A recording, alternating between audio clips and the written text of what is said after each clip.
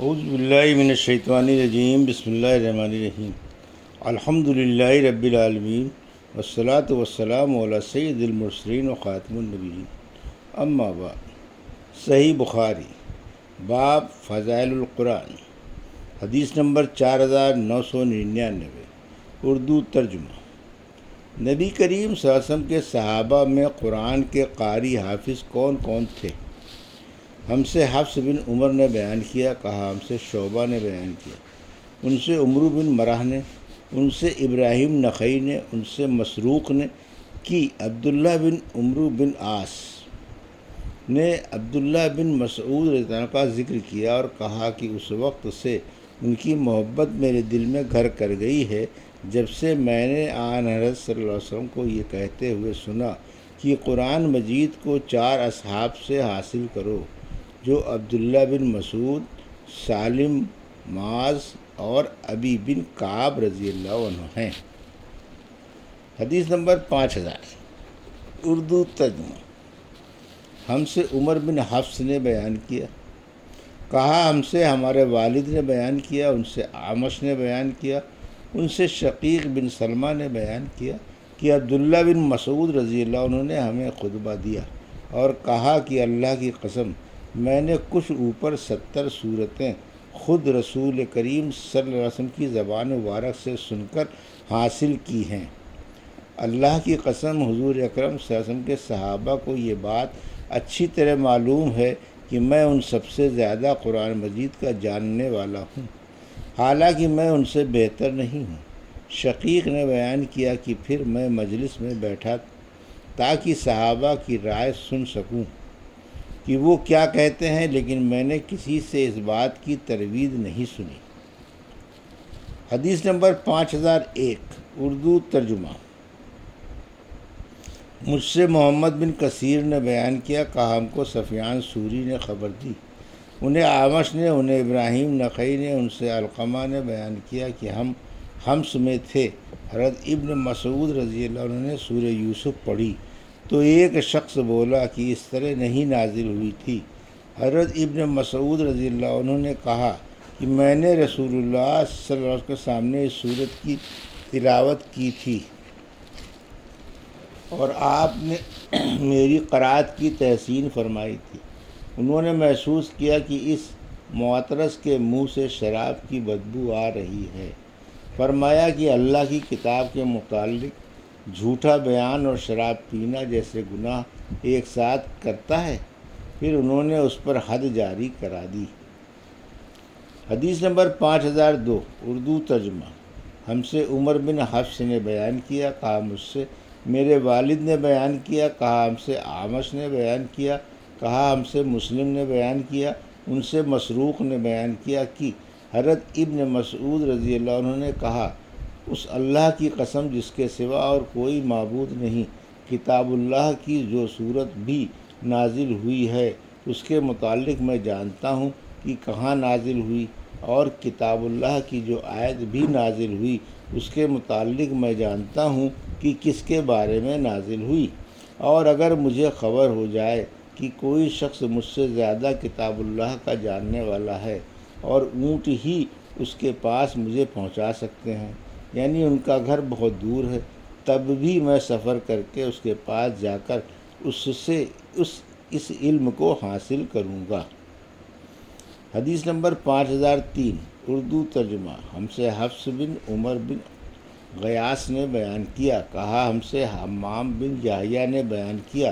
کہا ہم سے قتادہ نے بیان کیا، کہا کہ میں نے حضرت انس بن مالک رضی اللہ عنہ سے پوچھا کہ رسول اللہ صلی اللہ علیہ وسلم کے زمانے میں قرآن کو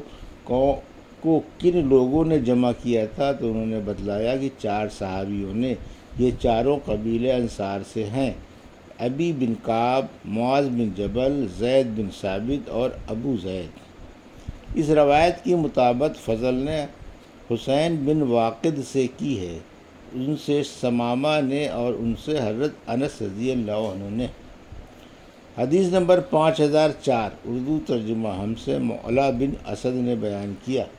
کہا ہم سے عبداللہ بن مسنہ نے بیان کیا، کہا کہ مجھ سے ثابت بنانی اور ثمامہ نے بیان کیا، اور ان سے حضرت انس رضی اللہ عنہ نے بیان کیا کہ نبی کریم صلی اللہ علیہ وسلم کی وفات تک قرآن مجید کو 4 صحابیوں کے سوا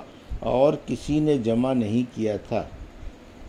ابو دردہ، معاذ بن جبل، زید بن ثابت اور ابو زید۔ حضرت انس رضی اللہ عنہ نے کہا کہ حضرت ابو زید کے وارث ہم ہوئے ہیں۔ حدیث نمبر 5005 اردو ترجمہ۔ ہم سے صدقہ بن فضل نے بیان کیا، کہا ہم کو یحییٰ بن سعید قطان نے خبر دی، انہیں سفیان سوری نے، انہیں حبیب بن ابی ثابت نے، انہیں سعید بن جبیر نے، اور ان سے حضرت ابن عباس رضی اللہ عنہ نے بیان کیا کہ حضرت عمر رضی اللہ عنہ نے کہا ابی بن کعب ہم میں سب سے اچھے قاری ہیں، لیکن ابھی جہاں غلطی کرتے ہیں اس کو ہم چھوڑ دیتے ہیں۔ وہ بعض منسوخ تلاوت آیتوں کو بھی پڑھتے ہیں اور کہتے ہیں کہ میں نے تو اس آیت کو آن صلی اللہ علیہ وسلم کے منہ مبارک سے سنا ہے، میں کسی کے کہنے سے اسے چھوڑنے والا نہیں، اور اللہ نے خود فرمایا ہے کہ ما ننسخ من آیات اور ننسخ الآیات، یعنی ہم جب کسی آیت کو منسوخ کر دیتے ہیں یا اسے بھلا دیتے ہیں پھر اس سے بہتر یا اسی کی مثل لاتے ہیں۔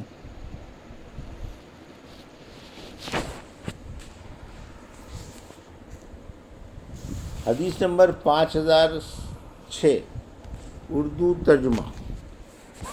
سورہ فاتحہ کی فضیلت کا بیان۔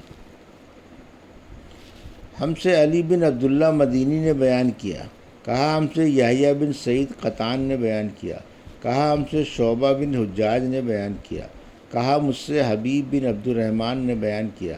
ان سے حفص بن عاصم نے، اور ان سے حضرت ابو سعید بن مولا رضی اللہ عنہ نے کہ میں نماز میں مشغول تھا تو رسول کریم صلی اللہ علیہ وسلم نے مجھے بلایا، اس لیے میں کوئی جواب نہیں دے سکا، پھر میں نے آپ صلی اللہ علیہ وسلم کی خدمت میں حاضر ہو کر عرض کیا یا رسول اللہ میں نماز پڑھ رہا تھا۔ اس پر آپ صلی اللہ علیہ وسلم نے فرمایا کیا اللہ تعالیٰ نے تمہیں حکم نہیں فرمایا ہے کہ اللہ کے رسول جب تمہیں پکاریں تو ان کی پکار پر فوراً اللہ و رسول کے لیے لبیک کہا کرو۔ پھر آپ صلی اللہ علیہ وسلم نے فرمایا مسجد سے نکلنے سے پہلے قرآن کی سب سے بڑی سورت میں تمہیں کیوں نہ سکھا دوں۔ پھر آپ نے میرا ہاتھ پکڑ لیا اور جب ہم مسجد سے باہر نکلنے لگے تو میں نے عرض کیا یا رسول اللہ آپ نے ابھی فرمایا تھا کہ مسجد سے باہر نکلنے سے پہلے آپ مجھے قرآن کی سب سے بڑی سورت بتائیں گے۔ آپ صلی اللہ علیہ وسلم نے فرمایا کہ ہاں وہ سورت الحمدللہ رب العالمین ہے، یہی وہ 7 آیات ہیں جو ہر نماز میں بار بار پڑھی جاتی ہیں، اور یہی وہ قرآن عظیم ہے جو مجھے دیا گیا ہے۔ حدیث نمبر 5007 اردو ترجمہ۔ مجھ سے محمد بن مسنہ نے بیان کیا، کہا ہم سے وہب بن جریر نے بیان کیا، کہا ہم سے حشام بن حسان نے بیان کیا، ان سے محمد بن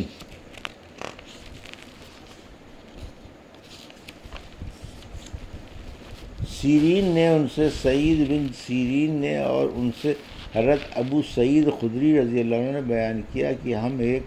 فوجی سفر میں تھے، رات میں ہم نے ایک قبیلے کے نزدیک پڑاؤ کیا، پھر ایک لونڈی آئی اور کہا کہ قبیلے کے سردار کو بچھو نے کاٹ لیا ہے اور ہمارے قبیلے کے مرد موجود نہیں ہیں، کیا تم میں کوئی بچھو کا جھاڑ پھونک کرنے والا ہے؟ ایک صحابی خود ابو سعید نے ان کے ساتھ کھڑے ہوئے، ہم کو معلوم تھا کہ وہ جھاڑ پھونک نہیں جانتے، لیکن انہوں نے قبیلے کے سردار کو جھاڑا تو اسے صحت ہو گئی۔ اس نے اس کے شکرانے میں 30 بکریاں دینے کا حکم دیا اور ہمیں دودھ پلایا۔ جب وہ جھاڑ پھونک کر کے واپس آئے تو ہم نے ان سے پوچھا کیا تم واقعی کوئی منتر جانتے ہو؟ انہوں نے کہا کہ نہیں، میں نے تو صرف سورہ فاتحہ پڑھ کر اس پر دم کر دیا تھا۔ ہم نے کہا کہ اچھا، جب تک ہم رسول کریم صلی اللہ علیہ وسلم سے اس کے متعلق نہ پوچھ لیں، ان بکریوں کے بارے میں اپنی طرف سے کچھ نہ کہو۔ چنانچہ ہم نے مدینہ پہنچ کر آنو صلی اللہ علیہ وسلم سے ذکر کیا تو آپ نے فرمایا کہ انہوں نے کیسے جانا کہ سورہ فاتحہ منتر بھی ہے؟ جاؤ، یہ مال حلال ہے، اسے تقسیم کر لو اور اس میں میرا بھی حصہ لگانا، اور معمر نے بیان کیا ہم سے عبدالوارث بن سعید نے بیان کیا، کہا ہم سے حشام بن حسان نے بیان کیا، کہا ہم سے محمد بن سیرین نے بیان کیا، کہا ہم سے معبد بن سیرین نے بیان کیا، اور ان سے حضرت ابو سعید خدری رضی اللہ عنہ نے یہی واقعہ بیان کیا۔ یہ تھی صحیح بخاری باب فضائل القرآن کی حدیث نمبر 4999 سے 5007 کا اردو ترجمہ، جو ابھی آپ نے سماعت فرمایا۔ اللہ سے دعا ہے کہ اللہ ہمیں ان حدیثوں کی صحیح سمجھ عطا فرما اور ان پر عمل کرنے کی توفیق عطا فرما، آمین یا رب العالمین۔